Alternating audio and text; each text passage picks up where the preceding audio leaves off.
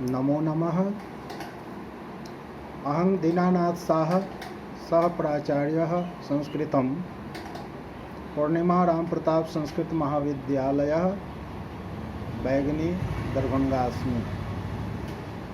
सम्प्रति उपशास्त्री कक्षायां साहित्य छात्राणां कृते निर्धारितो पाठ्यक्रमे किरातार्जुनीयं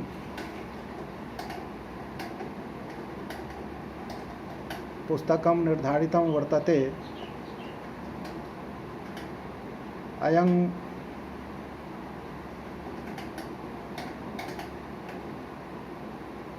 महाकाव्यं महाकवि भारवी विरचितं वर्तते। तत्र छात्राणां कृते एका उक्ति अति प्रसिद्धा वर्तते, भारवेरर्थगौरवम्। अस्मिन् विषये एव छात्राणां सुखबोधार्थं हिंदी भाषायाम् एव स्वव्याख्यानं प्रस्तौमि।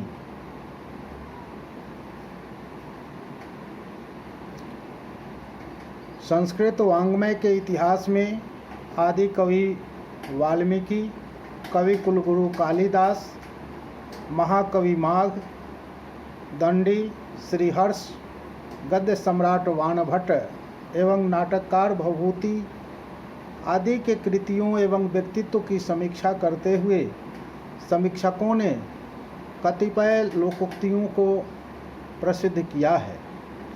जैसा कि एक लोकोक्ति श्लोकबद्ध प्रसिद्ध है, जिससे सभी संस्कृत के छात्र सुपरिचित हैं।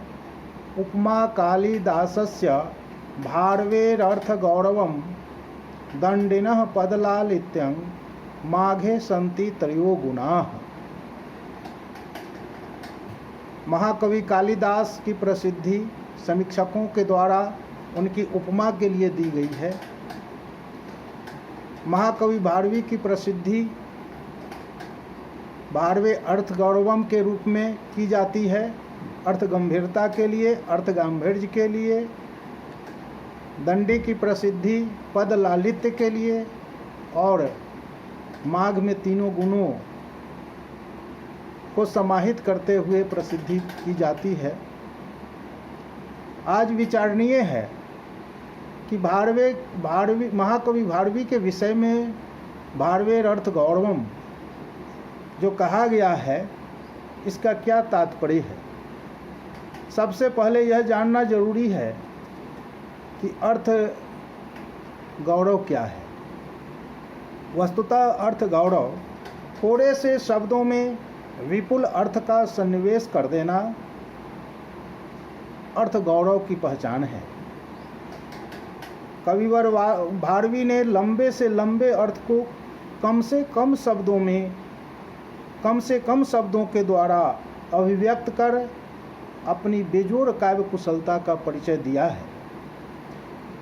उनके प्रसिद्ध महाकाव्य किरातार्जुनीयम के प्रारंभिक 3 सर्गों में कठिन शब्दों का प्रयोग दर्शनीय है। अतः साहित्य मर्मज्ञों ने एक मत से उन तीनों सर्गों को पाषाणत्रय की संज्ञा से विभूषित किया है। भारवी का ध्यान अर्थ गांभीर्य पर विशेष रूप से रहा है।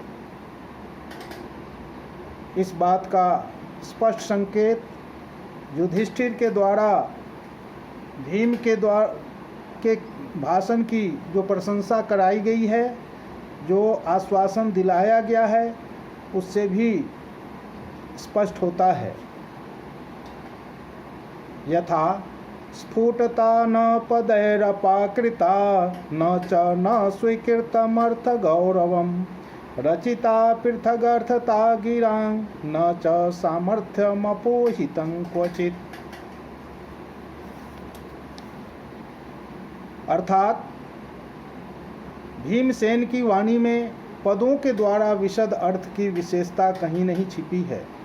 अर्थ की गंभीरता को कहीं भी अस्वीकृत नहीं किया जा सकता है और उनके वाक्यों तथा पदों की संगति उचित ही प्रतीत होती है, अर्थात उन्होंने कहीं भी असंगत अर्थ का प्रतिपादन नहीं किया है तथा कहीं भी उनकी वाणी में शिथिलता नहीं आई है, अपितु उनकी वाणी में प्रभावात्मकता सर्वत्र दृष्टिगोचर हो रहा है।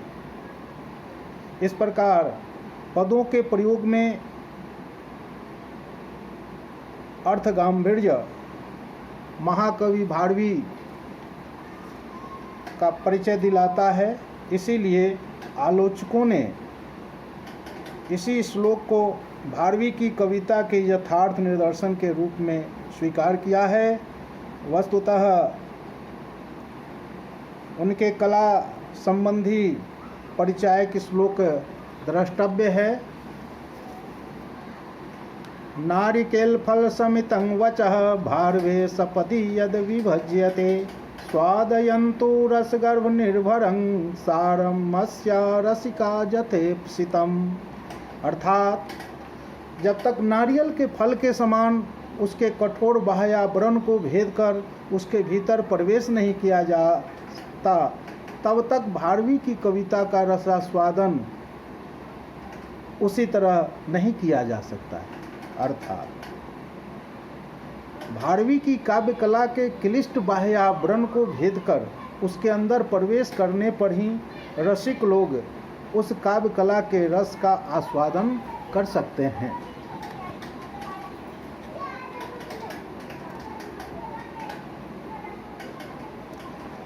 पंडित मल्लीनाथ ने उपरोक्त श्लोक के द्वारा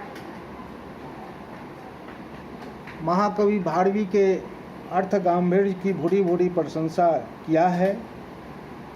वैसे तो उनका संपूर्ण काव्य ही अर्थ गौरव का उदाहरण है, तथापि उनके व्यक्तित्व का सच्चा प्रदर्शन उनकी एकमात्र कृति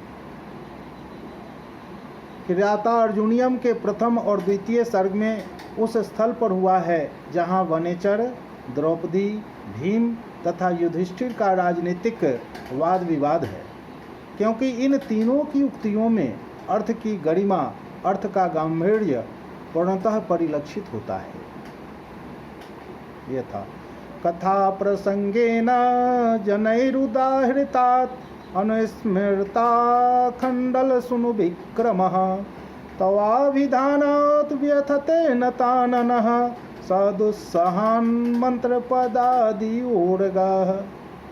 अर्थात जिस प्रकार सर्प विष वैद्य के द्वारा पढ़े गए असह्य मंत्र को सुनकर अपने फन को नीचे गिरा देता है, उसी प्रकार जब दुर्योधन बातचीत में परस्पर मुंह से युधिष्ठिर का नाम सुनता है तो अर्जुन की वीरता याद कर चिंता के कारण अपने सिर को झुका लेता है। इस श्लोक में महाकवि भारवी ने अल्प शब्दों के द्वारा विपुल अर्थ व्युत्पन्न करने के लिए श्लेष नामक अलंकार का प्रयोग किया है। पुनः द्रष्टव्य है व्रजन्ति ते मूढ़धियः पराभवं भवन्ति माया विसूयेन मायिनः प्रविश्य हि हनन्ति शठास्तथा विधा न संवृतांगं निशिता इवे शवः।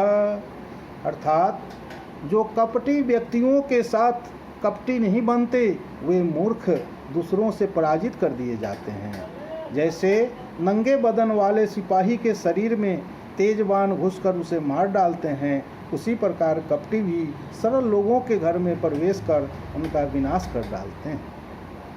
आर्जवं ही कुटिलेषु न नीति ही। पुनः द्रष्टव्य है विहाय शांतिं नृपधाम तत पुनः प्रसीद संदेहि वधाय विद्विषाम् व्रजन्ति शत्रून् वधूय निष्पृहा समेन सिद्धिं मुनयो न बुभृतः। अर्थात हे राजन, अब तो आप कृपा करें और इस वैराग्य को छोड़कर शत्रुओं का वध करने के लिए प्रथम तेज को फिर धारण करें। इस निष्काम भावना से मुनि लोग ही अपने शत्रुओं काम क्रोध आदि को पराजित करके ब्रह्म प्राप्ति रूपी सिद्धि को प्राप्त करते हैं, न कि राजा लोग इस भावना से शत्रुओं को पराजित कर राज लक्ष्मी प्राप्त करते हैं। द्रौपदी की इन उक्तियों में क्या ही अर्थ गांभीर्य भरा हुआ है। थोड़े से शब्दों में राजनीतिक विषयक ज्ञान की कितनी गंभीरता इन उक्तियों से स्पष्ट होता है। भारवी का काव्य इतना अर्थ गर्भित है कि बहुत से श्लोकार्ध आज तक जनजीवन में सूक्तियों के रूप में प्रसिद्ध है। इतना ही नहीं, संस्कृत साहित्य में उपलब्ध सभी सूक्ति संग्रहों में महाकवि भारवी की सूक्तियाँ संकलित है, जिन सूक्तियों ने मानव मन को आज तक वशीभूत कर रखा है। अतएव कुछ उनकी सूक्तियों का अवलोकन किया जा सकता है।